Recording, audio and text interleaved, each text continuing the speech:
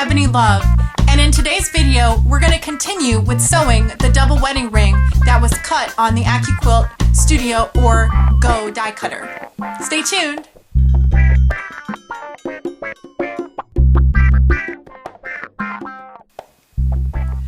Today we're going to be working with Shapes B, which is a melon shape that is cut using the AccuQuilt Go or Studio die cutter.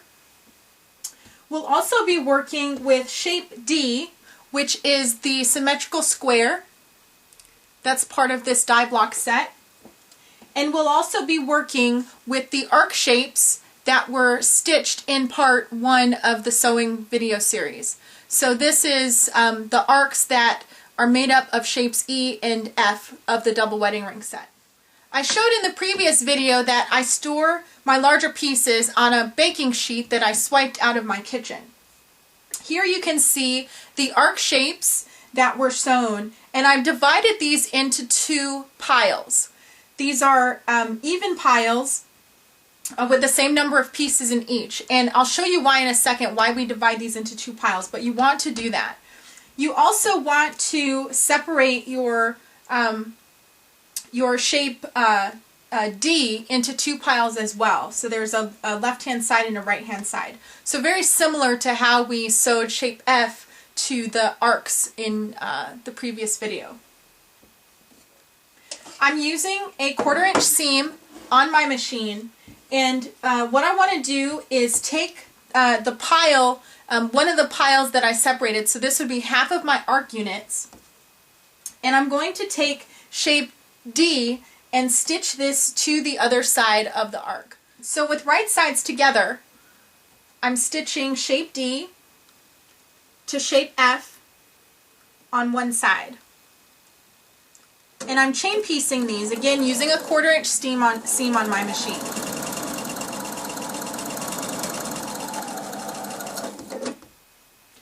I typically don't chain piece these. As I mentioned in the previous video, I use this as a leaders and enders project, but I thought that to help other people who were executing a double wedding ring, that I would get a little bit further on this project so that I could demonstrate to you how to complete this block. So I'll just do a couple of more here.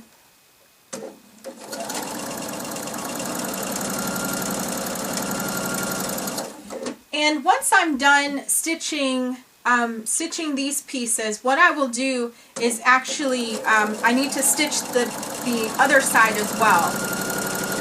So you've got one arc shape or one D piece sewn to the arc on one side, and then you want to come back and do the same thing on the other side. So I'm taking my second pile of shape D, and those are going to get stitched to the other side of these arcs. So you'll end up with this longer arc with 2 of these D shapes sewn onto the end of it. So you'll have a pile of these with the D shape placed on them, and what you want to do is go to your iron and press these seams open. And this is getting kind of long for me to show you in the video here, but if you can see this arc shape with the 2 end pieces on it. So what you'll have is a pile of these with the extra D pieces on it, and then you'll have a separate pile that just has shapes E and F. So again, divide your piles in half so that you have half with the short pieces and half that are longer.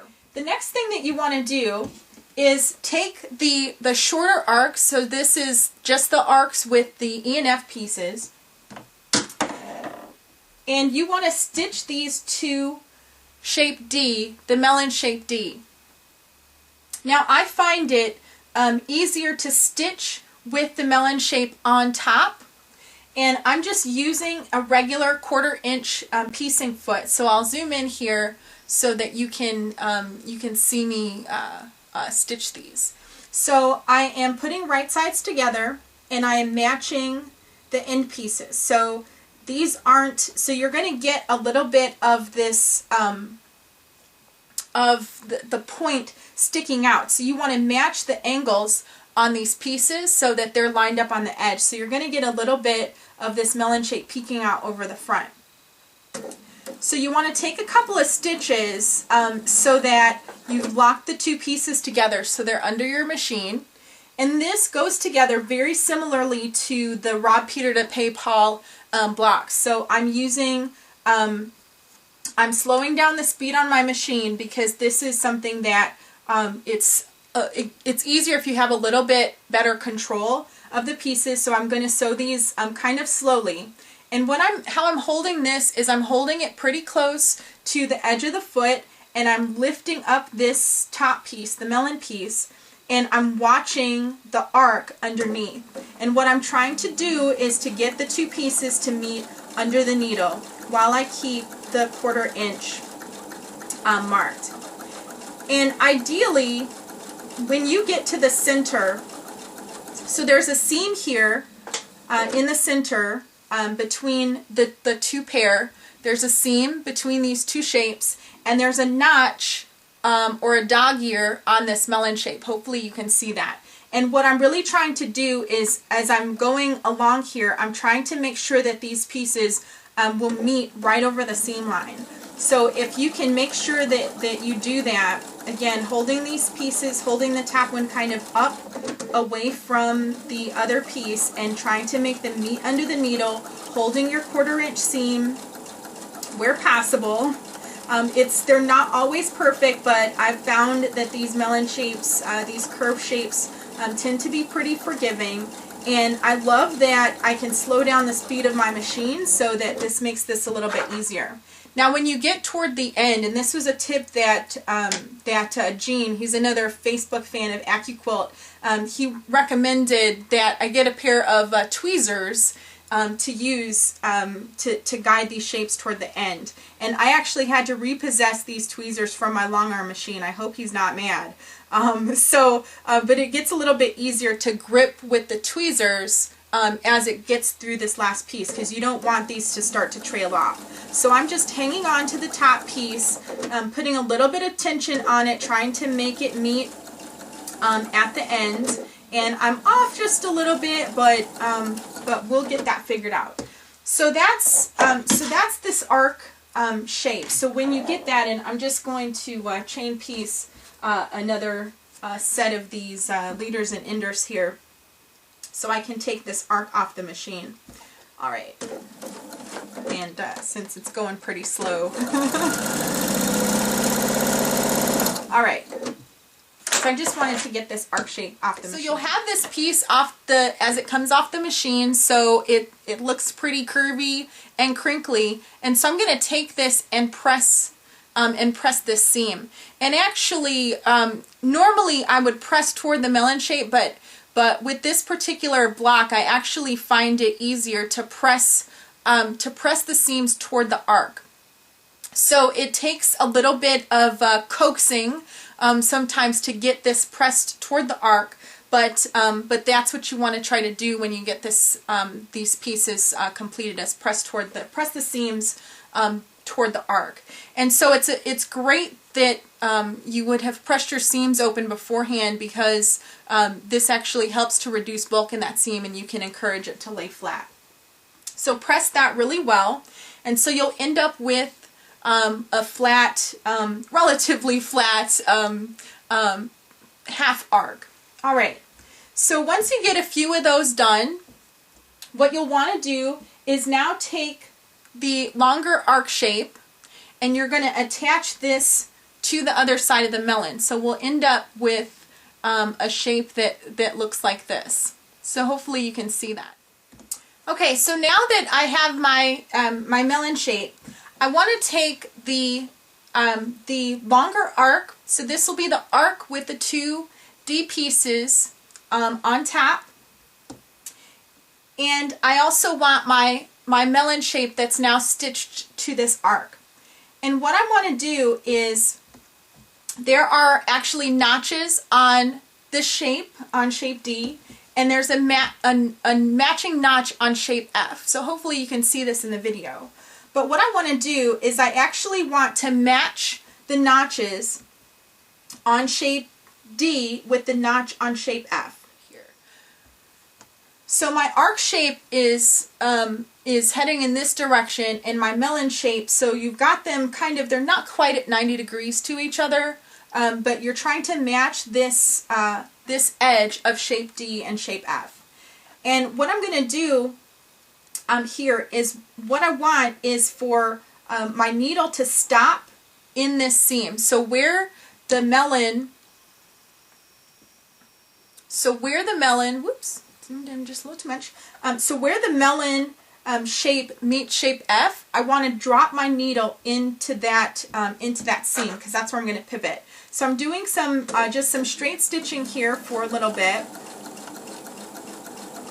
and I still have my machine kind of the speed going a little bit slow here, so that I can get really precise with this seam. So I want to get those, I've got the notches matching, I want the seam to match. You might need to do a little bit of coaxing here to get that seam allowance to stay in the same spot. So what I'm doing is I'm just stitching, and I'm dropping my needle in the seam. So now what I want to do is, now that I've gotten to that seam, I want to take the melon shape and hold it so I can pivot around this curve. And again, you're trying to match the notch on the melon shape with the center, match the notch on your melon shape with the center seam of your E pieces. And so again, I'm just holding this as close to the needle as I can get without getting my fingers cut there. So I find, you know, if I kind of use the edge of my foot as a point where I shouldn't go past, I won't get my fingers stuck under the needle there. So you want to be careful, but just go slow enough. And again, you're watching the arc shape on the bottom and keeping that at 1/4 inch while you guide the other shape along this curve. So I'm doing this without pins. I'm being very deliberate and very slow to make sure that I hit those seams in the right place. And when I get to the other side, and again, this is another place where having tweezers is handy.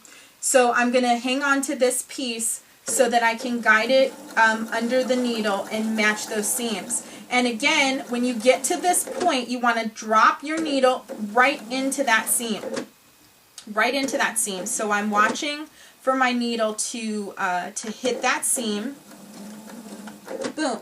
Okay, one more. Boom. All right. And so once you get to that point, now you need to pivot just a little bit here and match those notches. So I'm matching the notches here and getting this pulled out of the way a little bit, so don't get any wrinkles stitched into your block here. But once I have those notches matched, then I can continue stitching here again with the 1/4 inch seam, and I'm just guiding this through. And this is one spot where I do wish my machine were kicked up a little bit in speed, but I'm just stitching that out. And then because I'm still piecing this, here I go again with my leaders and enders. All right, so once you get that done, again, you're going to take that to your pressing surface, and you're going to press the seam toward the arc. And when you're done, this is the shape that you'll end up with. All right, so that is a completed arc.